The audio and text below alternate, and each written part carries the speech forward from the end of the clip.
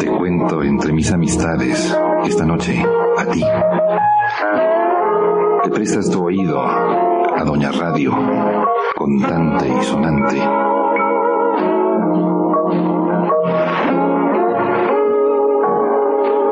Te cuento. Te cuento de ti, de mí, de nos, de vos, de viva voz, y de tantas cosas que podemos hablar, tú y yo, esta noche. Te cuento.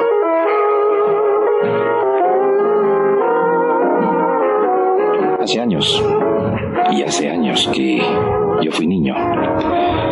Se acostumbraba mucho una expresión, no sé si la hayas oído en alguna ocasión, del ya terminé la escuela. Sobre todo en poblaciones más pequeñas que Guadalajara. Se acostumbraba a decir, o lo acostumbraban a decir así, quienes habían concluido la educación primaria. Ya acabé la escuela. Y aunque tú no lo creas, yo concluí la educación primaria. ¿Me crees? ¿Oyes? Te puedo contar algo de aquellos años aciagos, de mi enfrentamiento con la academia o con la escuela. Ya sé que este no es el rincón del psicoanalista, pero ¿qué quieres que haga si no ventilo mis traumas? Me los trago yo solo. Y a veces el pecho me parece estrecho para tragármelos. Por eso los comparto contigo. No creas que fui un buen estudiante. Me costó trabajo terminar la escuela con lo que ello signifique. Y en los primeros días del calendario escolar, en la primaria, era una rutina que nos dieran a conocer los horarios de clases, de tal a tal hora, tal y cual materia. Y yo tenía una división muy personal, muy poco apegada a la disciplina académica. Una división de materias. Para mí había unas que eran aburridas y otras menos aburridas.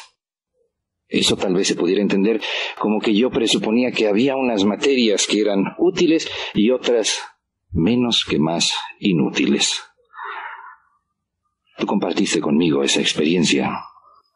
Total, era una aventura académica, un adentrarse en el misterio de la ciencia, aquel enfrentamiento con los horarios en los primeros días de clase.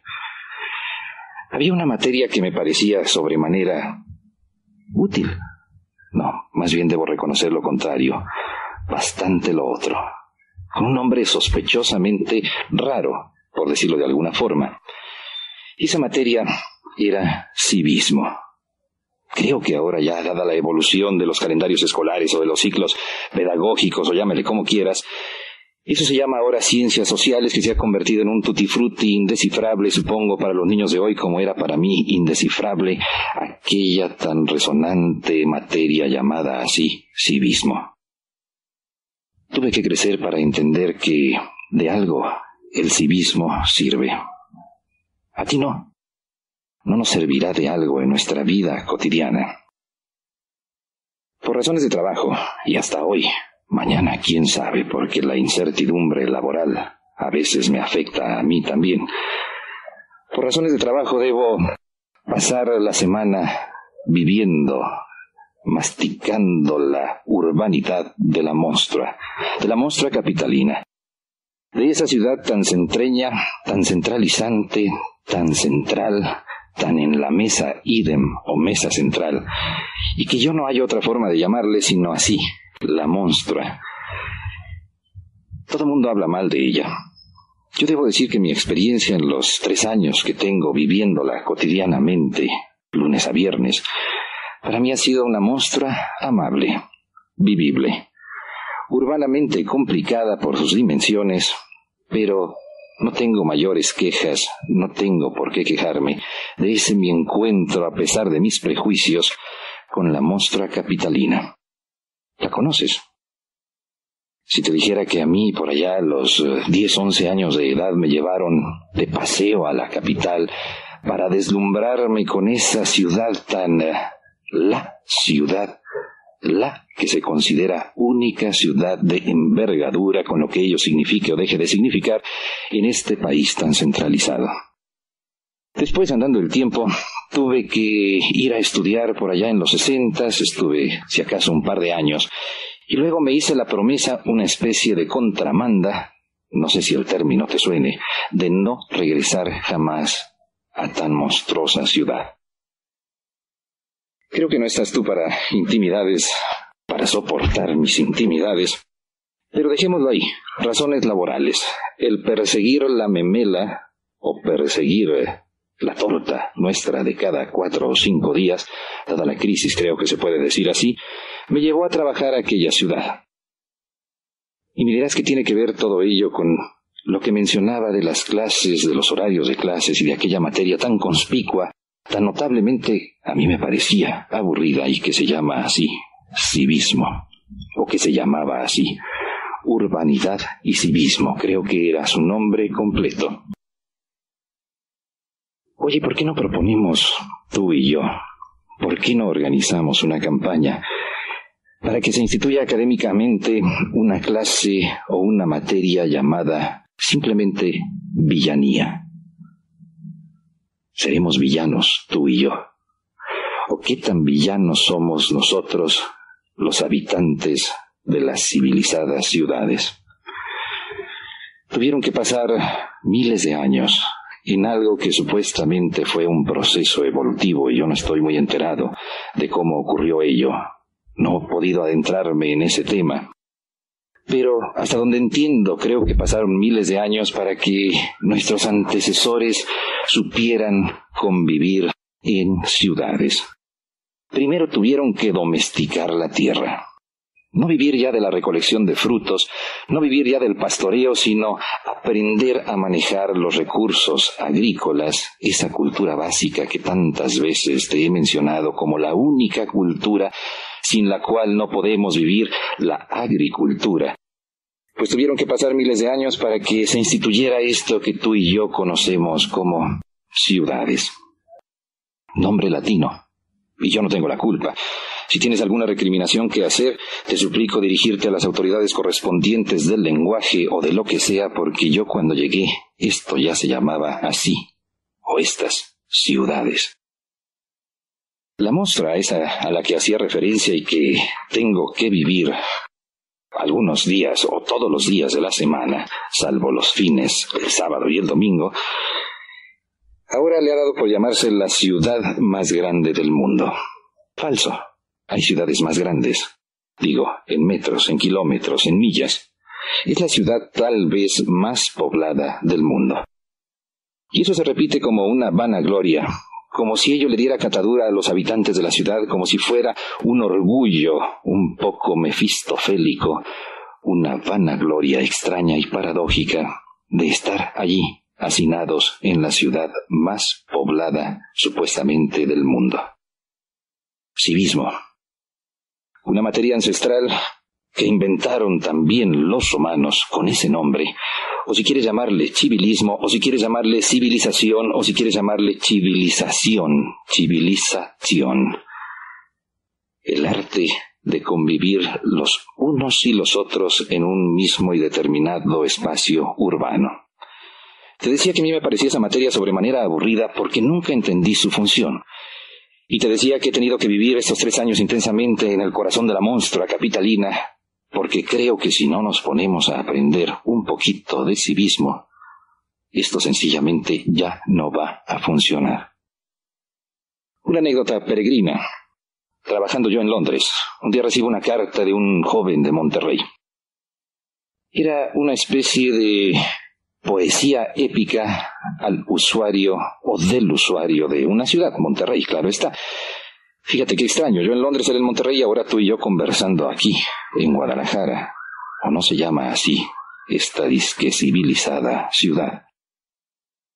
Y de memoria lo cito, o cito la obra literaria de este oyente de Monterrey, quien entre los párrafos decía: el espacio que pisa mi automóvil es propiedad mía.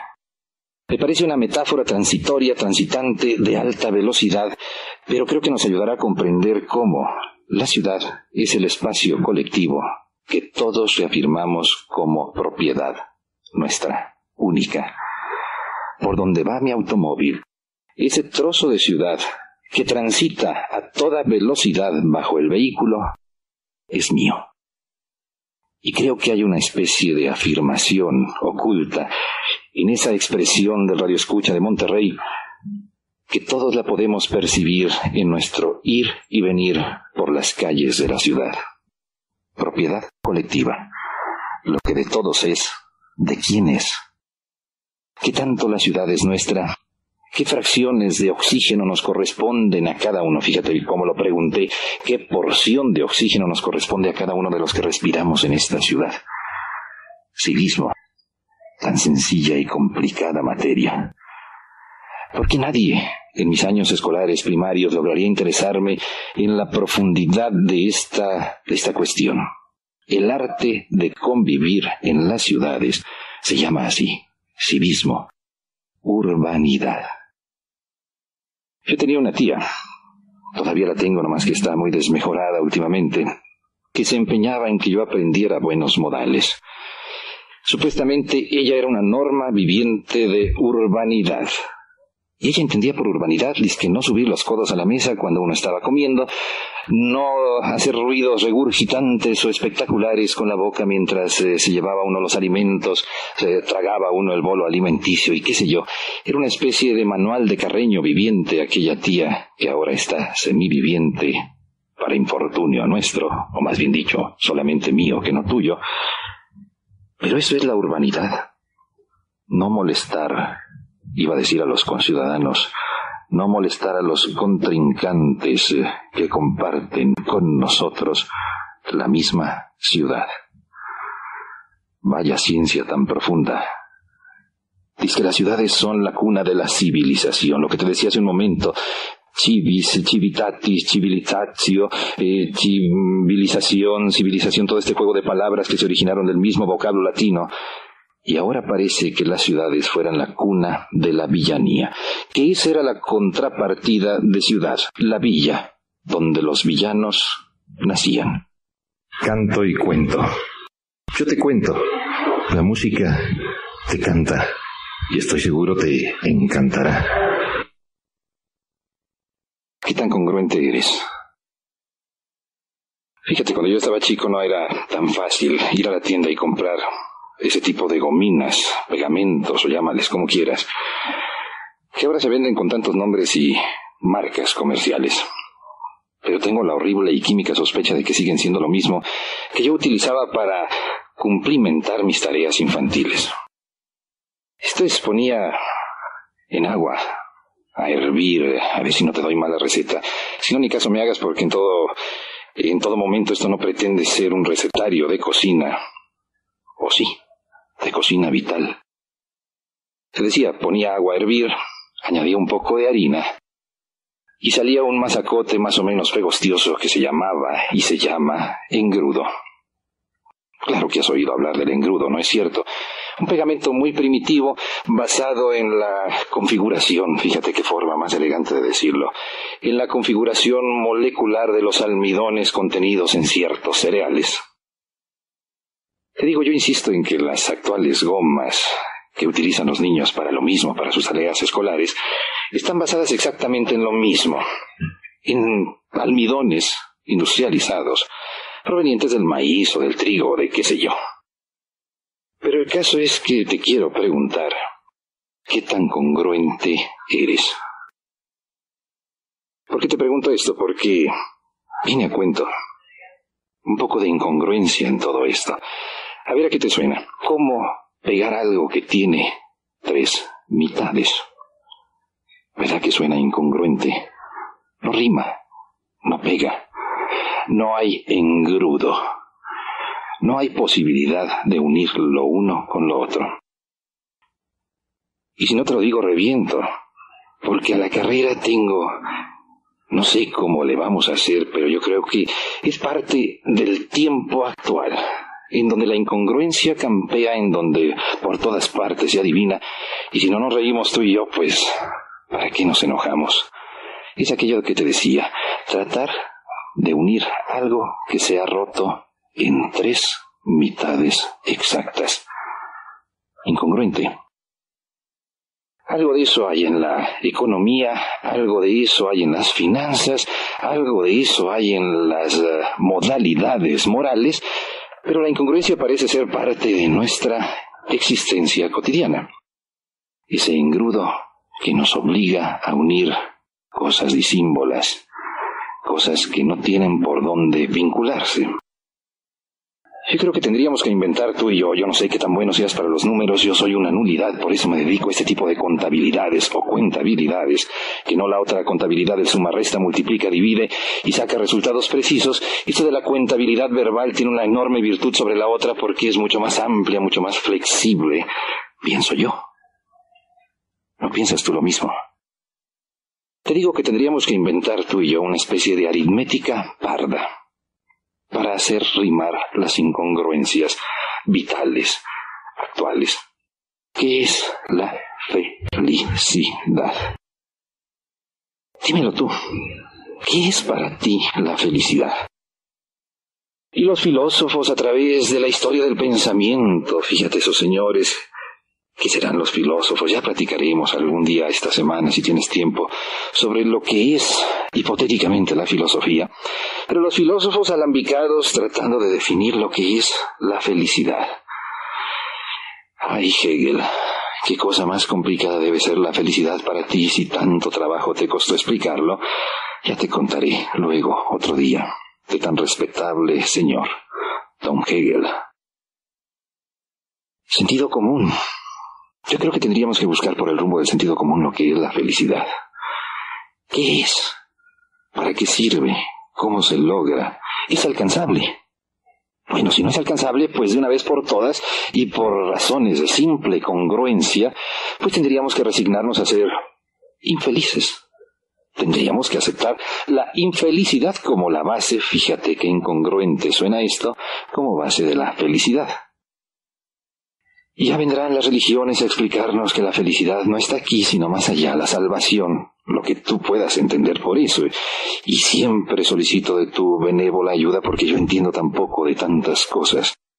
Pero las religiones ponen la felicidad en un más allá, misterioso, en una zona del silencio, de donde nadie ha regresado. ¿Tú crees? Y los moralistas instalan la felicidad en el campo del deber. Tú debes hacer esto para ser feliz. Y los políticos traducen la felicidad como poder. Qué extraña la figura del político. Hace poco conversaba con una amiga radioescucha sobre un tema tan escabroso, tan fuera de lugar como pueda ser la poesía.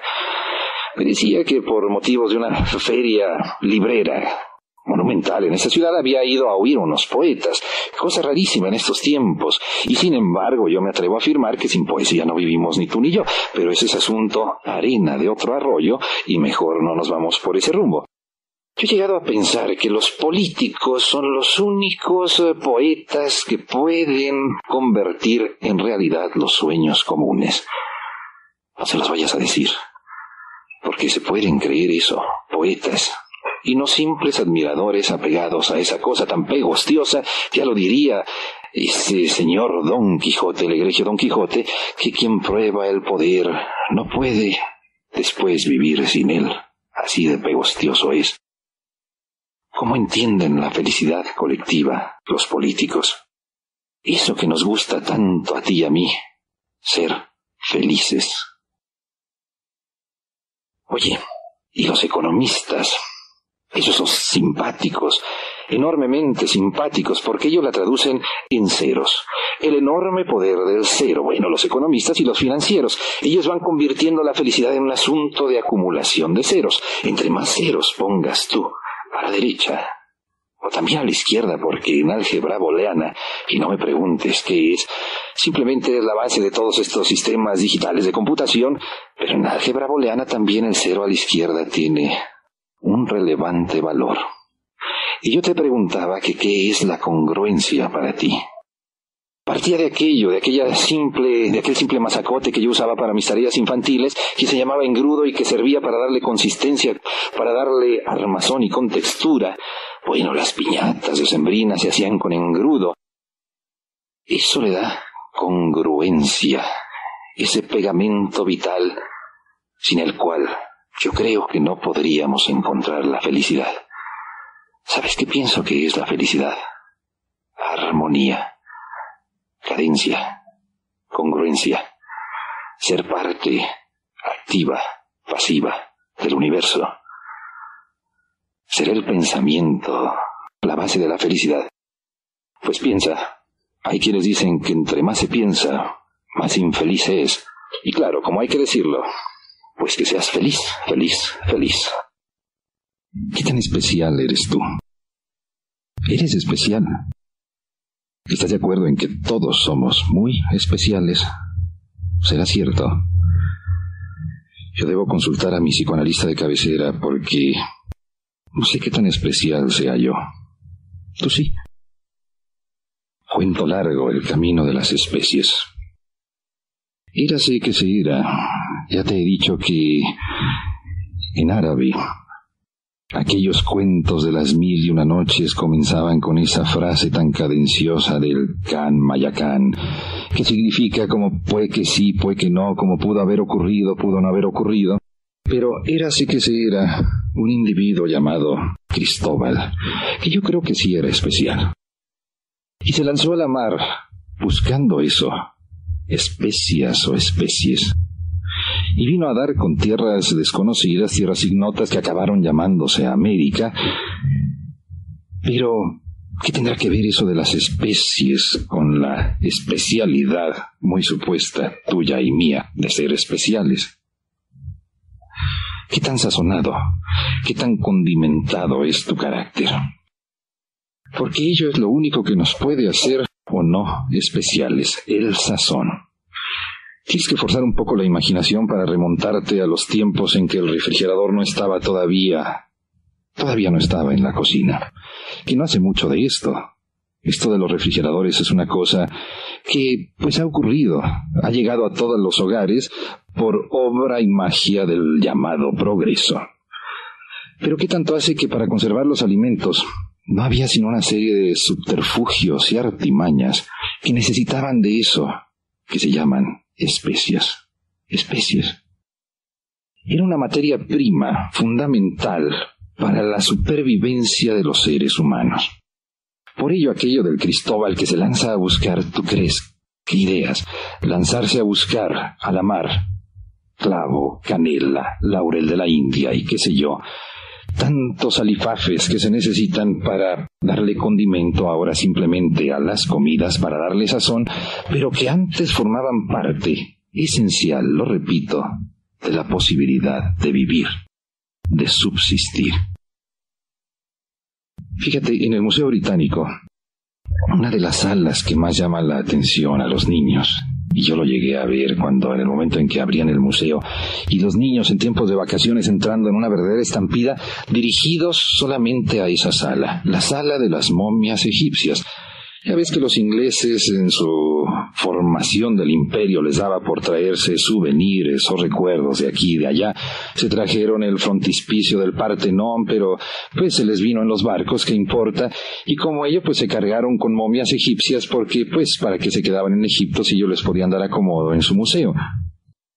Y a los niños les sorprendía ver aquellas milenarias momias allí todavía superviviendo, todavía exponiendo los restos de veto a saber quién, que había logrado permanecer a pesar de los siglos.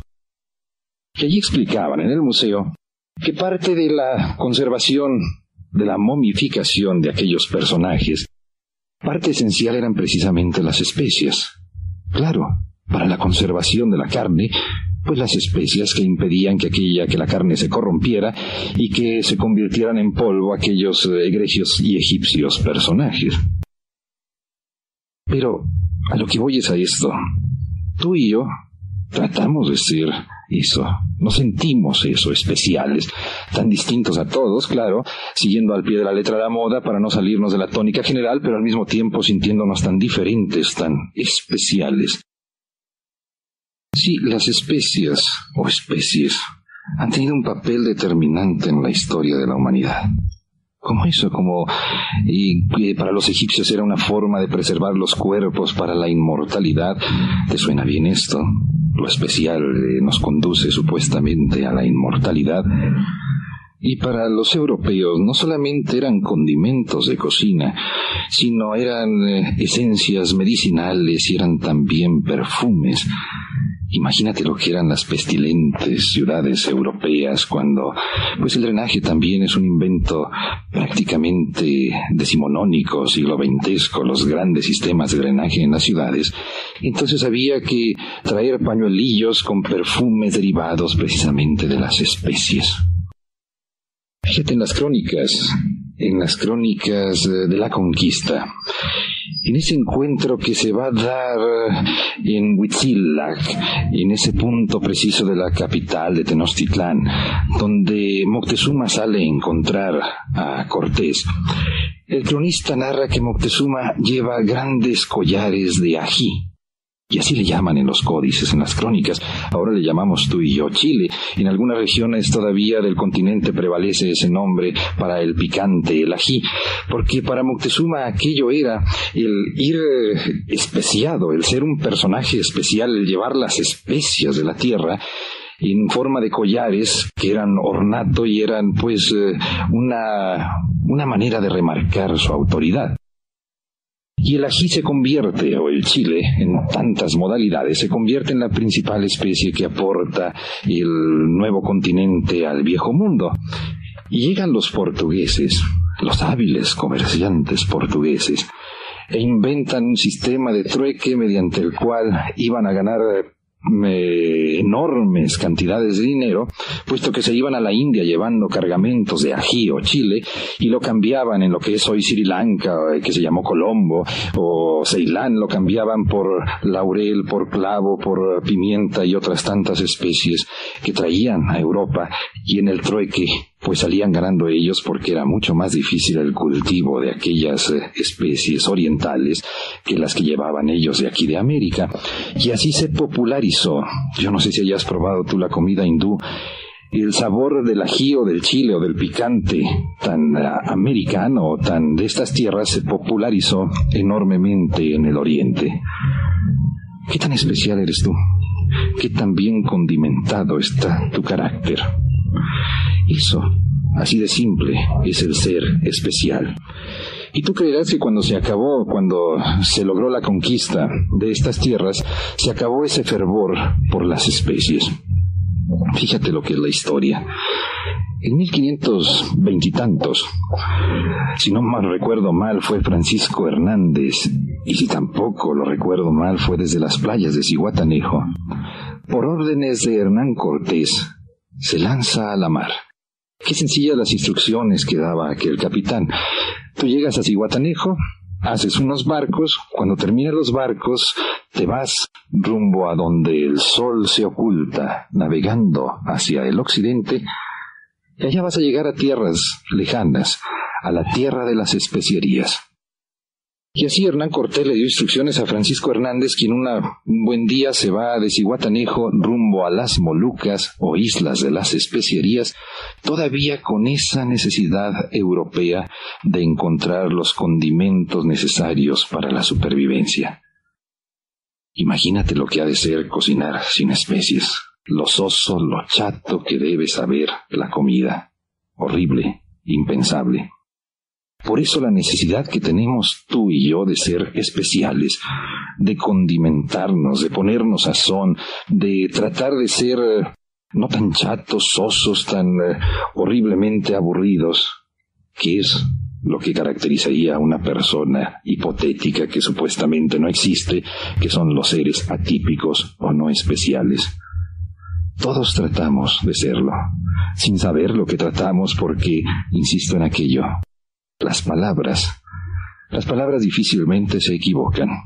Los que nos equivocamos al usarlas somos tal vez tú y yo, porque nunca nos tomamos la molestia de averiguar qué tratamos de decir cuando tratamos de algo decir.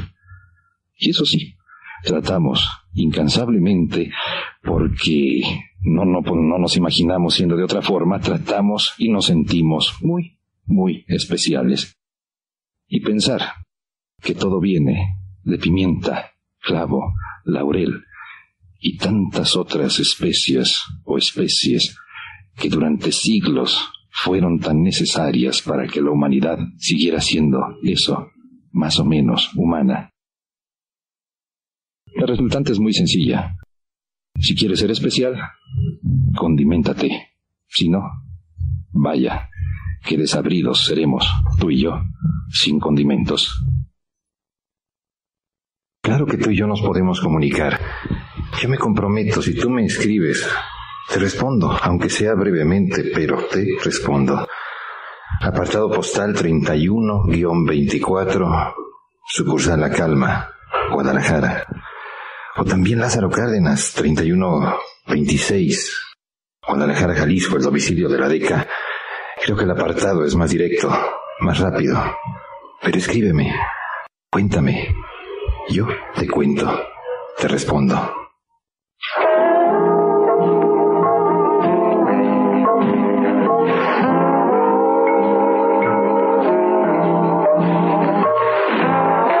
Te cuento, de lunes a viernes, a la misma hora. DECA, la radio vivencial.